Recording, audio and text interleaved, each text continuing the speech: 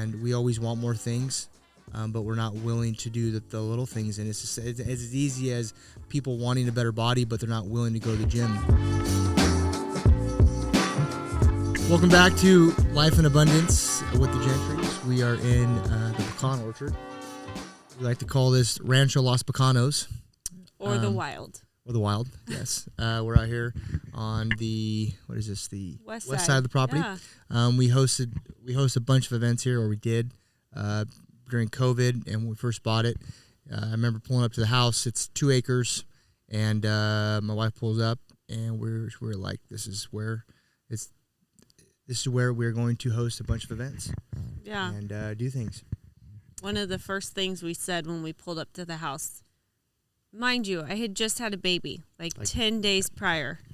And we came upon this house because our financial advisor at the time lives down the street, and he was on a walk with his family, and the owner of the home was outside mowing the lawn, and he just said, hey, if you ever are interested in selling, we have, some friends that want to move into the neighborhood. And if, you do, let me know. And it was like, I don't know, let's say like a Tuesday or Wednesday. He ran into him on Sunday at church, and he's like, hey, we found a piece of property we're going to buy, and we're thinking about selling the house. Do you want to let your friends know? So he called Mark out of nowhere, and he's like, hey, I found your next house. Mark's like, what? Okay, well, it's not ideal timing because we just had a baby. But we came and saw it the next day. And then the following day, we brought our parents. And then the following day, we made an offer. And the following day, they accepted it. And 1 week later, we sold our home. So it wasn't ideal timing by any means, but that's what we really, truly believe is God's divine timing, because there would have been no other way we could have done this unless it all fell into place the way that it did, and it was effortless. So when we first pulled up to the house, Mark looked in the orchard, and he says, man, can you imagine dinner in the orchard? And that was like July of 2019, and in May of 2020, I had a surprise birthday dinner for Mark in the orchard for his birthday, and it was a really awesome event. So it worked out really, it just was, like I said, had to be in God's timing for it to all happen the way that it did. And as we pulled up to the house, the homeowners had multiple animals that lived in the home, which I don't know if you know me, but I am not an animal lover at all. Like goldfish, dogs, horses, not my thing. And I just looked at the house, and I'm like, okay, God, if this is your will, I want a sign on the wall. Mark and I just prayed that in the car right in the front yard. We walk up to the house, and right as we walk in the door, Mark always has a way of just saying this to me at the right time when I need to hear it, but he'll tell me God is good in a text message, whisper it in my ear, pray it with me. And when I walked in the door, the sign on the wall said God was good. It was confirmed right then and there that this was meant to be our home. I just looked at Mark and said, I really don't need to see any more. So although we love our orchards, we don't spend very much time out here. But during COVID, we were able to host church in our orchard. And that was a really special time for us because we're only about 30 minutes away from a place called Shaver Lake. And at that time, there was a huge fire. And so many people lost their homes, lost just tons and tons of acreage. It was such a heartbreaking event to happen. And during the time of COVID, church in the orchard, it smelled like smoke so bad. The air quality was probably terrible. But I remember hosting a family that had just lost their home that morning in the fire. And they attended church sitting on the floor, sitting on the ground out here on like a outdoor rug. And they didn't care. They were just happy to be together. Just so grateful they had a place to come, and we fed them and had just a beautiful service, and it was super powerful. So never did we ever, when we bought the house, think church in the orchard. Mark thought like a beautiful candlelit dinner, maybe with some like Italian, lights in the trees or whatever, but it all ended up to be exactly how God wanted it. But yeah. Yeah, it was one of those things. We bought it, and it almost brought us to divorce. But it was one of those things that it shook me up, and it woke me up, and goes into what we are going to be talking about today is that you are asking for fish, but you're unwilling to go fish.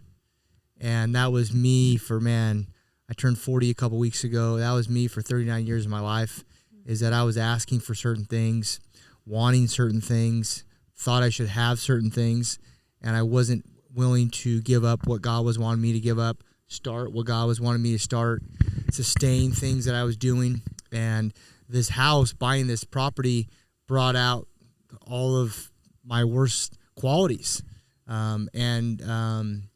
was one to the point where I was wanting all these things in my life that I thought I deserved. If it was money, if it was sex, if it was how people thought of me, friendships, but I wasn't willing to give up things that my flesh wanted. And for a long time, it took me probably until about a year ago, just surrendering to God and saying, all right, like, I now want to go fishing. I now want to give up what I need to give up, surrender. I need to start doing new things. And it's some of the things God was asking me to do, I still struggle with, but they're so simple. Like since I was 19 is stop drinking. That has been so clear, and it's been just like the hardest thing for me to do. And I've cut it back like 95%, and it's just, I'm not willing to go that extra 5. And it was just like those kind of things that were things that are holding me back, and that did hold me back. And we always want more things, but we're not willing to do the little things. And it's as easy as people wanting a better body, but they're not willing to go to the gym. I have a buddy that I've been training with now for the last 5 weeks, and he has been in the gym for years. And the other day we were doing lunges, and his heart rate got up. It was towards the end of the workout, and he was just sweating, and he was gassed. And I said, okay, we're going to go cardio. He goes, no, I'm done. Like your instant thought is to quit, stop. It's tough. It's painful. But I'm like, bro, you're saying you want to lose weight. You're saying you want these things, but you're not willing to sacrifice. You're not willing to do what is required. I said, just like that. He's like, yeah, I'm tired. And we just revert back to that all the time. And buying this house made me uncomfortable. It brought out a lot of things, but at the same time, it made me who I am today. It was the start of it, and it's made us the couple that we are. Yeah, I mean, there's so much truth to that, man. It has been something that we felt nearly tore us apart, but also at the same time, through the challenges, we grew so much. And doing that with a newborn baby, my hormones through the roof, Mark emotionally definitely unstable, mentally, physically pushed into a place where we're just like, what are we doing? And we knew at the end of it, the big grand vision was like this God dream that really was birthed through kind of an unfortunate loss in our life prior to all of this. And you have to remember, to get to the God dream, there's challenges that you're going to face that are going to require you to come out with maybe some bloody knuckles. And man, did we go through that. I remember sitting on the 405 freeway. I'm on my way down to a class with my mom and the baby in the back. I left behind Mark and our oldest daughter. And I'm on the 405 freeway, and Mark calls me just screaming about our electrician pounding into the brand new smooth stucco walls we just did on the exterior of the house. Which, for those who don't know, hand smooth texture is like 4 or 5 times the price as regular stucco. Yeah, so and once it's done, you can't paint over it. The color is what they mix in it. So if you crack it, it just turns to like a road map, right? But anyways, when he realized he covered up an outlet under the doorbell, he just started hammering into the smooth texture walls at the front door. And Mark's here on property. All this is happening, and he just calls me to unleash about it. Well, I told him, I said, my man, you better damn well know where that fixture is. No, I got it. And there's about 5 workers that are looking at me. He takes his hammer and screw out and a screwdriver, and they're like, what is he doing? Yeah. And he misses it by about 4 inches. Yeah. And so that just set me over the wall, because I was like, before you hammer that, you better know where it's at. Mm-hmm. And but granted, yes, I did handle it quickly, but it's kind of a funny story. Now looking back, he missed it by 4 inches, and he was dead set that he he knew where it was. Anyways, my point is, I'm on my way to this class. I have to be in a clear head space, and I was not. And to get that call on the 405, I'm in traffic. The baby's screaming, wants to nurse in already a high pressure situation. And I just remember thinking, like, I don't know, we're going to make it out of this one alive. And then I just basically, I think I told you, like, you are there. You have to handle this. I am hanging up. And I'm like, that was probably the best thing I could have done at that time, because for us to continue talking would have spiraled into another 10-day fight. Who knows? So anyways, this is the truth, though. To come out the other side of it, I had to be willing to go through the challenges. We had to be willing to go through the challenges to get to the God dream. And that's constantly evolving and changing. Never do you feel like you made it to the end of the journey, right? Like, as long as you are in doing life and what we're doing, you're in pursuit of something. And if you ever feel like you're not, like, what are you living for, right? And there was a lot of time where I felt like we would die and not have anything to live for because of our own mindset or just circumstances that were unfortunate that made you feel like you took 10 steps backwards. It's like, no, we have to get up and keep pushing. And we listened to that sermon last night. Mark and I listened to the sermon, and he talked about that every morning when you got up from the ground, he says, God brings you up from the ground. You're a little bit stronger every day. You did it again another day. And I just sat in on this coaching call, and this gentleman said, I have to decide every single day. I'm going to die to my old self yesterday to be rebirthed today to do it better. I'm like, all right, tomorrow, if I don't do as good as yesterday, not a big deal. And what do you have? What's the physical draw to pull you in to do more, right? What's the magnetic draw there? And that's so true. We had to decide for ourselves this last month, what does this look like for us in our future, for us to recover from the things of our past that we've been through?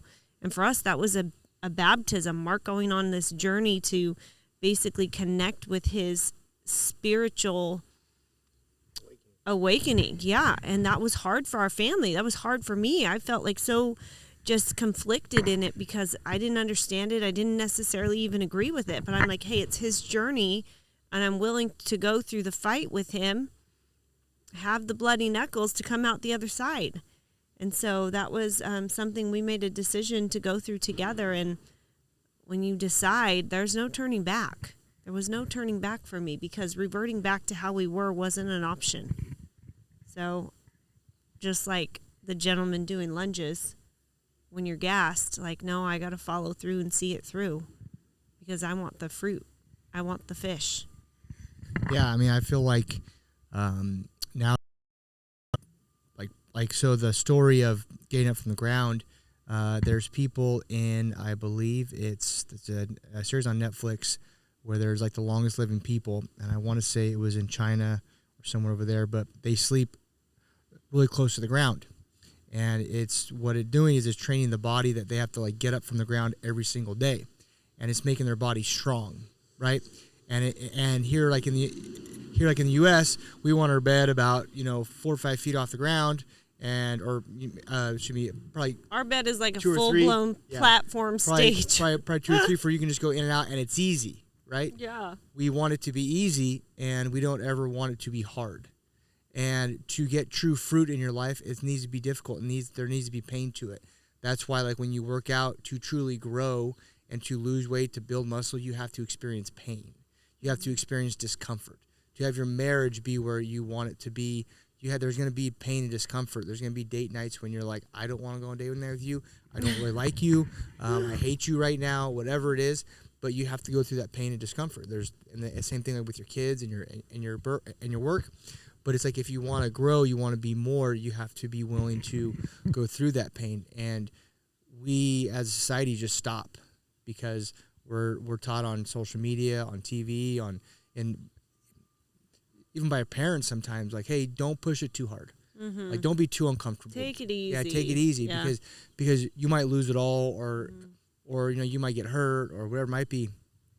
And we're bred to be soft. And then that causes us to lie to ourselves, and it's lies of like, I don't have time, I don't have enough money, I can never make that work, whatever it is. But that's something that you really want. but you're like, I really don't want to do that. And it's funny as you say that, because I was just talking to Mark about this before we started recording, is I feel that this urge, I'm called into ministry, but not at the level in which I'm comfortable with, not at the level that most other people would probably receive that. But I feel like God's telling me to step into an arena that's a little bit more unfiltered, if you will, than what churches are used to, what Christianity is used to, because I really believe that leadership and ownership has become soft. And that's exactly, like Mark just said it so clear, is sometimes we got to push a little bit. I get in situations with my daughters where I'm like, hey, I understand this is hard, but it doesn't mean that we don't do hard things. We can't give up. We have an end goal. Let's push. We can do this. And I just had the situation happen about an hour ago with one of my daughters, and just feeling like she's having a little bit of anxiety. I'm like, you're okay. You got to talk yourself through this, and we're going to get through it. You're going to be fine. We'll color a book when you get home and just relax and calm ourselves. But you got to finish what you committed to do. I can't go soft on them if I want them to be God-fearing women who are going to lead other women. They have to be able to lead people through the trenches when it's hard, when it's dark, when there isn't a clear path forward other than you just know one step in front of the other. I have to be able to teach my girls to do that, and it has to come from a place of love, but that's not necessarily gentle and soft all the time. And that's exactly what we do with them. That's even how I love my husband, is I believe I was called to him to be his wife, to wake the warrior within him. And that's not always soft and gentle love. It's passion, it's fire, it's fury. It sometimes gets me into a place where he's like, I really wish I could punch you. Like, I know. And that's when I know that you are hearing me, you're feeling me. And even the discomfort and frustration he's feeling urges him to move. Sometimes I've got to agitate the crap out of him so that he'll move. And isn't this right? Yeah, I mean, it's what got us here to this podcast. There was a point in 2021, 22, can't remember, and she was at the front door, and she's like, hey, like, I'm going to leave. Like, I'm not here for you anymore. Like, I'm not here to save you anymore. And it was one of those things where I wanted so much fruit in my life. I wanted so much fish, but I wasn't willing to do anything for it. Mm-hmm. I was expecting it to be handed to me. I was expecting, because I was a good guy, I was expecting, like, I didn't cheat on her. I was expecting that, like, I've always provided a good service to people, so I should get more. And then COVID hit, and my mind just went fucking deeper and deeper into that pit of my ego and pride. Mm-hmm. And my wife had to be as strong, and we were just talking to someone last night, and it was just like how strong couples have to be, especially their wives, to tell their husbands, like, hey, like, this isn't working for me anymore. Like, mm-hmm.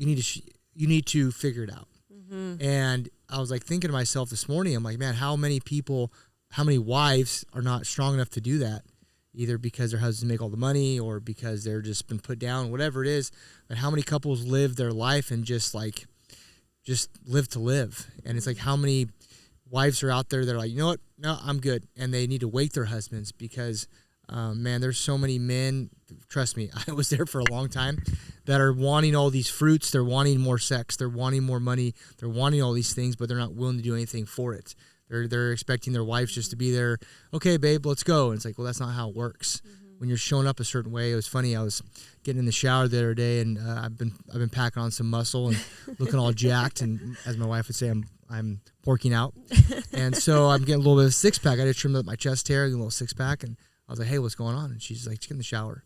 And I said, it's funny, as a guy, by watching TV and and all these things, we think chicks just want like a six pack, and guys are buff and their backs. And I told my wife that. She goes, no, all I want you to do is stop being a douchebag. And I was like, it makes sense. Shower talk, I would hope to stay in the shower, but now I wasn't podcast. technically in the shower yet. Yeah, I was out of the shower. But what's funny is that the body, it's not that. I know my wife's attracted to my body, but what me turning my body into what I've turned into is just showing my wife that I'm showing up consistently on every day, not for her, but for me, which is that I wanted this fruit, not for her, but for me. And I've been putting in the work. So she's like, that's all I've wanted you to ever do is just say that you want something, or if it's sex, money, time, like, cool. Well, do the work for that. Mm-hmm. You know, take me on dates, plan date nights, take me out of town, connect with me, talk with me, and listen to me. Don't just be on your phone or watch TV or just ask a question and then try to fix something. Actually listen. Mm-hmm. And that in turn gets more connection, more sex, you know, more of the things that I want and guys want. Mm-hmm. But we think that we're just because we're a guy and we want fish, but we don't want to fish. Hey, but that, you know, women want that too. And that's the thing that's so hard is like, we want connection and intimacy and, you know, sex also. But we want it to feel like seen and valued and appreciated and not like checking a box. And for a long time, we operated in our marriage like checking a box. Like, it was not with this heart, really. And how many people live sometimes their whole life like that. We were operating in marriage like that for 17 years. It wasn't until this last 6 months really have we connected at that level. And even in the last month, like, whoa, the floodgates have opened to be so different. And I think what's different, the main difference in that is I came from a place of gratitude and I've came from a place of doing the work. Mm-hmm. And granted, I still have like a bunch of work to do, and I every never day, ending, right? Yeah, I mean, like every day, I'm like, what am I doing, type thing. Mm-hmm. But it's one of those things where I've been just putting in the little work each day, each week, each month, in all areas of my life, not just in my body, not just in my marriage, but in my relationship with God and in business, and doing these things and pushing myself, and so, but Bree's been doing the same thing, and then we come together as a couple where. Most couples, it's either just one person pushing it and then the other person just kind of being there. Mm-hmm. But we're both doing it as a couple, and it's definitely harder. There's way more pain involved, but the reward is so much sweeter and more fulfilling. And like we've said on this podcast for the last, I don't know how many months, but financially right now we're probably in the tightest place we've ever been in, but at the same time, like we have peace, and we still have arguments about money and scarcity and those kind of things, but at the same time, those fights that used to be 4 or 5 days are now like an afternoon, a nighttime, and they're not even fights. They're just like, I say passionate communication, because that's the truth, is you have to look at things like from a completely different perspective when you are coming from a place of gratitude, like, hey, I want to make this better. I don't want to tell you all the things you did wrong. And before, I used to come at Mark wanting to tell him all the things that he did wrong. And not even for the sake of me to be right, but just to point out, this is why we're in this situation. And yes, money is the tightest that it's ever been. But on my coaching call, I just talked about that Mark and I are the most grounded we have ever been, because we are the most connected at a more soulful level in our spiritual walk with God. And that relationship as the foundation in our marriage, unlike we've ever been before. And I think that contributes to the sense of peace and freedom that we're experiencing within our household that we've never had before. And I'm extremely grateful for that. So it's funny because there becomes a trade-off. You realize in life your pursuit for finances and obviously, revenue and all of that, you want to be successful. But when there's a trade-off for a piece of your soul for that, it's really not worth it. And we did that for so many years, operated like that for so many years. I can speak for myself on this. I lost a piece of my soul. I disconnected in my marriage. I wasn't the mother to my children that I wanted to be, all for the pursuit of a greater significance financially. And that wasn't what God was calling me to do. When you stop pursuing the dollar and you start pursuing fulfillment, you see things completely differently. What used to make me feel significant doesn't mean crap anymore. But what makes me feel fulfilled is my relationship with my husband. The value that I bring to my home in teaching my daughters, loving my daughters, seeing my daughters. That's fulfilling. Watching the woman next to me who's on the rise and winning, hitting her targets left and right in the coaching space, in the beauty industry, in my own salon chair. That brings me fulfillment. And yes, with that comes dollars, but that's not where that peace comes from. The peace comes from knowing that you're serving the people from the place in which you're called to do, and you're willing to show up and do those things. You're willing to say the hard things. You're really willing to push people and challenge them. Not for the sake of being right, but for the sake of them to grow. And then you get to celebrate that with them. And that we've been able to experience in our own home, and it's been so powerful. So I would say the greatest takeaway I have got from the last 6 months alone has been the pursuit of fulfillment over the pursuit of the dollar, and how that's transformed my mind and also the way that I see people. And that is so fulfilling in itself. Yeah, and what's wild about that is that in our marriage and in business, Bree's always been the one that has like charged the high ticket and has closed the clients, and I've always been the one that wanted the fish, but I haven't been willing to fish. I've always wanted to make the most money, but I've never put myself in the situations to do it or made myself uncomfortable enough to do it. And so I put money as an idol, and Bree did not. But it's kind of weird by all the last 6 months of us just kind of sitting in this space of God is like stripping everything away that we held value in, that we held our status in, that we thought was important. And he's just like, okay, we're gonna see what's really important. Yeah, and I feel like it's like the rocket ship. Like you're shedding the, what do you call that? Like debris or whatever. Yeah. But yeah, I mean, that's where I'm at, and it's the weirdest thing because I'm at that point now where I'm charging more than I've ever charged, but at the same time, it's like, okay, I just want a movement. I want connection with people. I want people to move, and I have a peace and a certainty about it. And I found it that it's like, okay, cool, like that's great. But at the end of the day, like as long as my kids are healthy and my wife's healthy, and I have this peace and freedom in my heart, my chest, that's all I need. Mm-hmm. And yeah, great. I want nicer cars and homes and watches and all.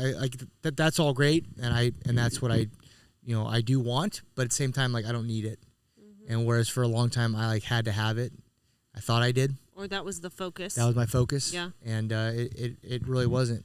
And now I'm just at a place where I'm tired of like just wanting the fish. I'm tired of like wanting everything but not really doing anything about it, because I've been there so long. And granted, there's still a bunch of me that like falls back into like, well, I don't know about this. This is kind of uncomfortable. It's kind of weird. It's different. But I know if I keep going down that path, I'm not going to grow. And you know what's interesting too is when you step into serving your calling, and we talk about your calling all the time, really what your purpose is, what you feel, fuels your fire, whatever that is, that soul connection. When you are serving in your calling, God gives you all of the energy that you need to sustain. He gives you that passion that you need to get up and do it every day, to get in the fight every day, to walk away with bloody knuckles. There's almost a sense of urgency to you when you're like, okay, I'm going. Today's a day I'm going to conquer. I'm going to own my day. I walk around with this sense of urgency. And Mark always asks me, are you irritated? And no, I'm just in a hurry because I've got stuff to do. I always have stuff to do. It's not to be busy, but it's to be productive. And people that are, I feel like, walking in their calling, they have this sense of urgency about them. Because at the end of the day, it's not about making the dollar. It's about reaching the people. And there's so many people in abundance to reach. It's, are you willing to put yourself in the position where you are going to be in front of them? And then also, will they hear you? So that's the heaviness that I'm feeling right now, is that I'm being called into this almost unfiltered ministry. And a jet overhead. We're in like the flight path, so it's kind of loud. But I'm being called into this unfiltered ministry. And I think the words I keep getting are God said, because you will say what I need you to say. And that I don't feel is something that people want to do anymore, because we're just wanting to massage people and keep them comfortable. I don't want to massage anybody. Not even me. I want you to get awkward, so you get so fired up you move.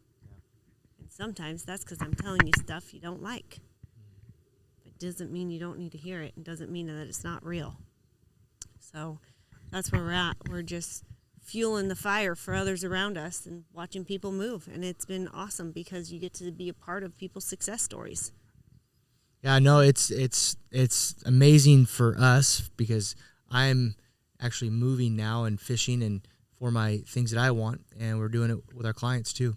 And it's so much sweeter to see that. And so it's been a good episode, and I thank you guys for tuning in. And if you are on any of the platforms, please give us a like and a subscribe. We greatly appreciate it. Until next time, thank you for tuning in. God is good.